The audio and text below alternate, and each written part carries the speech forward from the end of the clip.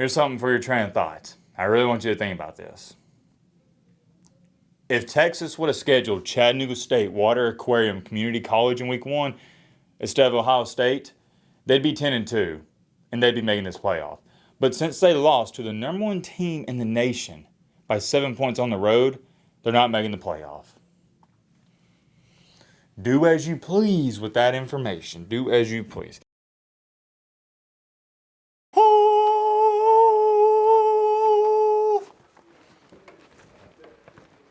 So a couple of days ago, I got the Bojangles chicken biscuit. Don't get me started on it. Do not get me started. It'll change your life if you haven't had it already. It's kind of spicy. I say kind of spicy. It's got a good kick to it. I like it. It's my favorite thing to get there. Well, come to find out, in North Alabama, they are running a limited edition deal where you get 8 pieces of fried chicken, 2 sides, 4 biscuits. The biscuits are phenomenal. And I don't have it up here, but a half a gallon of sweet tea for, listen to this, $19.99. Limited time only. It's what I ate tonight, 5 p.m. This deal's only good from 5 p.m. until 10 p.m. You gotta go then. I got it tonight, and guess what? You have so much food, I'm gonna be eating it tomorrow. My 2 favorite sides are the seasoned fries and the mashed potatoes, but I just can't get over, and we'll set this down, get into a video and whatnot, how much food you get for $20 in this economy. You can't go wrong there. Let me get my drink. Come on. You know we're going to talk about it. The Texas A&M Aggies. They lose. Let's clap it up to our winners. Set our drink down for a second. Oh, don't want that too loud in the microphone. The Texas Longhorns pulled the upset. We'll get to all of this. This may be a lengthy video a little later in it. Is Texas a playoff team? Do they have an argument? Should they be in the playoff? They got a lot of great wins. We'll get to all that in just a second, but they do have the bad loss to Florida and whatnot.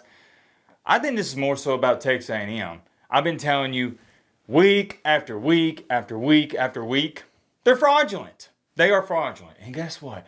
Marcel Reed cannot throw a football. One day, I don't know when it'll be, but one day, every single one of you watching this video, or watching the videos in the future, you're going to go, you know what?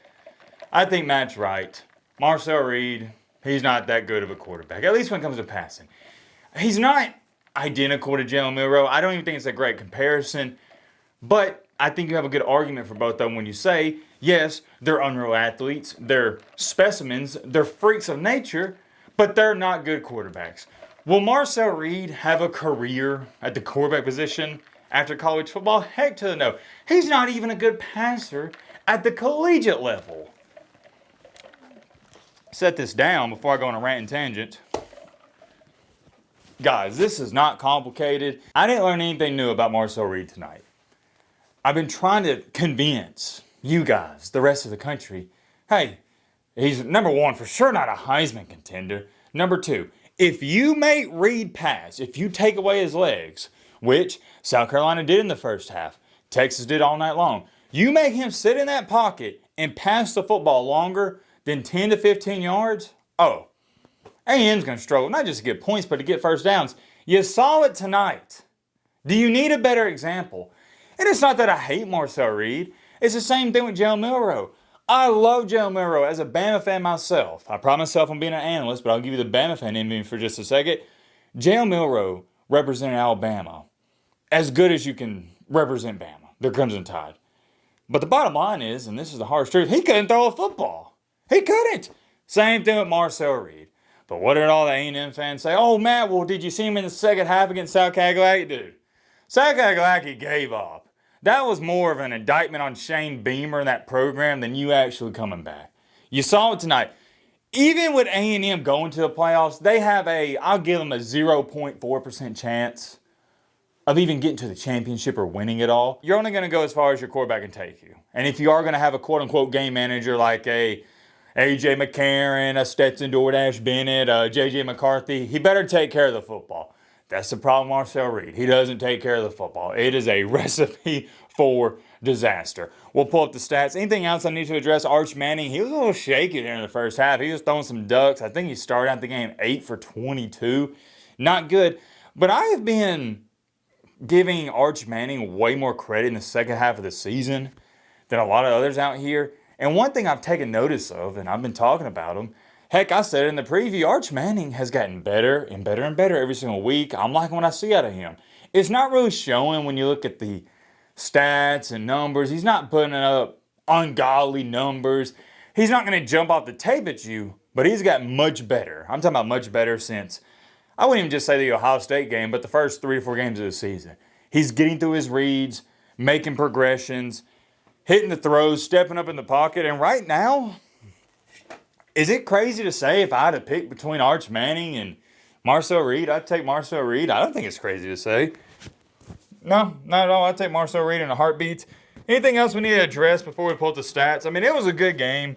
Kind of got, a little, I'm not going to say lopsided at the end, but Texas was running away with it. Marcel Reed, I think he finished with 2 interceptions. I'm about to write down the stats in just a second. But yeah, I'll get to the playoff conversation because I know my Texas fans, that's what you're here for. As far as it goes for A&M, this isn't really a big deal at all, so no need to get upset, no need to feel bad about it or whatnot. But here's where you should be worried if you're an A&M fan. You know it. You know I'm right, whether you want to admit it or not. This is not a national title contending team. Not even like, oh, you can win. No, I didn't think you can contend for a championship. You're a playoff team. No doubt about it in my mind. But when you play the Texases of the world, the Ohio States, the Georgias, the whoever, and they make your quarterback, Marcel Reed, throw the football, it's not going to fare out good. And it's not going to fare out in your favor. I'm telling you, I'm going to continue to say it. And A&M's not good enough to where if Marcel Reed doesn't have a good night throwing the ball, they can overcome it. I don't think they can. Let's get into these stats. All right, here we go. I'm not going to write down the rushing numbers, but I will read them aloud. Marcel Reed had 12 carries for oh, wait. Why was so close? Back up, Maddie. Get out of the face. Sorry, guys. A little bit way too close there. Like I was saying, Marcel Reed had 12 carries for 71 yards. Arch Manning had 7 carries for 53 yards. You do got to count for Manning's legs like we talked about in the preview.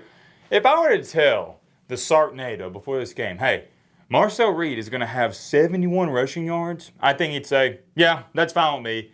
I'd take that. You hold Reed to 71 rushing yards, you're probably going to win. Keep him under, it's like Steph Curry.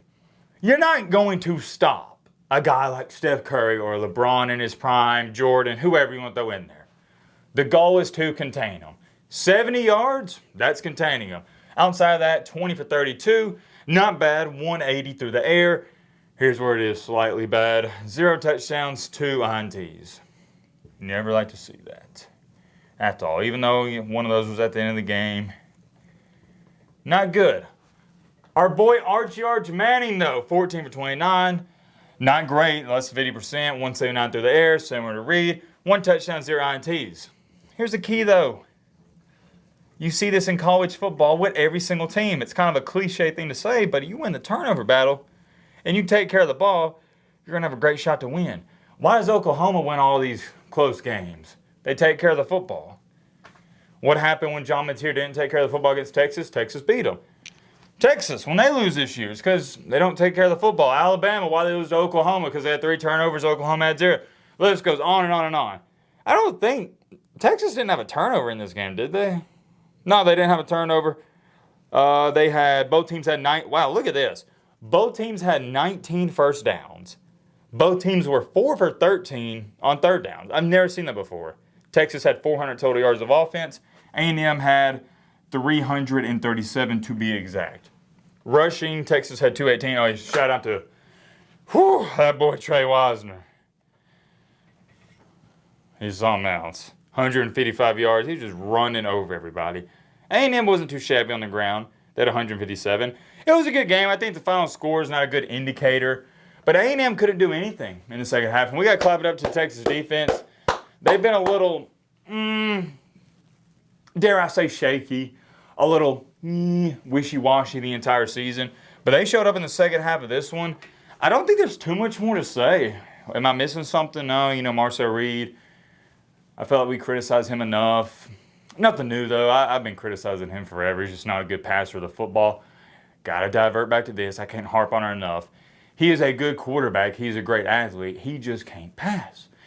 And that's, I don't know how to say this without sounding like a smart aleck, an important part of the quarterback position.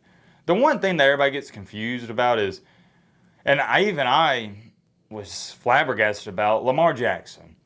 Everybody, when he was coming out of college, remember at Louisville, Heisman Trophy winner, everybody's like, oh yeah, well he can't really throw the football. Never understood that argument. Lamar Jackson was really good at throwing the football in college. Really good. Even, his first couple years in the NFL, better than average. I know I'm not saying he's like a John Elway or Dan Marino, but he wasn't as bad as people try to make him out to seem. But here's the thing. If Lamar Jackson's like right here when it comes to throwing the football, Marcel Reed, comparing him in college, is like, he's not even in the frame. Way down here. Way down here. And Lamar Jackson was not the best thrower I've ever seen, but it was manageable to the point where the defense had to respect it. He could hit the deep shot. He could throw post routes, 25, 30 yards down the field. Reed can't do that. And until he learns how to do it, it's not going to happen this year. He's going to struggle. As far as it goes for Texas, and I'll clap it up to Texas A&M a little bit. Hey, good season, one loss. Just because you lose, don't overreact. It's one game. Really doesn't amount to a hill of beans. You're probably still hosting a playoff game. I'm pretty sure you will. Maybe. I don't know. I guess I have to wait and see. We'll cross that bridge when we get there. Texas. Should you be in the playoff? I don't even want to think about it because we got to see what happens tomorrow. And then we can start getting into that conversation. The resume is intriguing. So you beat A&M, that's a top 10 win. You beat Oklahoma, that's a top 10 win. You beat Vanderbilt. So they got 3 top 15 wins. Is that right? Do they have another one? I don't know. I could be missing, but really good resume. You got to throw in there the loss to Florida. Not good, but it is Florida. Florida's got a ton of talent. And it was at Gainesville. That's not a terrible loss. It's not like you lost to Purdue or Rutgers or Northwestern or anything like that. Or, Oklahoma State, something atrocious. Florida's a respectable program. And then they lost to, who was it? Oh, yeah, Georgia. Georgia creamed them. They annihilated them. What was the other? Oh, yeah, Louisville State. Here's something for your train of thought. I really want you to think about this.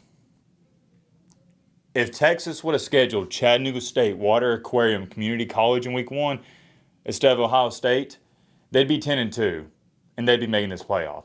But since they lost to the number 1 team in the nation by 7 points on the road, they're not making the playoff. Do as you please with that information. Do as you please. I already know what the rebuttal is going to be, and it's a fair rebuttal. But Matty boy, Mr. Matt, you could also say if they didn't lose to Florida, they'd be in the playoff at 10-2. I agree. I'm just saying. Remember, future reference, this committee does not care about your wins. They care about your losses. They have made it evidently clear, dating back to last year. It's your losses. Look at Indiana. Indiana didn't have a top 25 win last year and made the playoffs.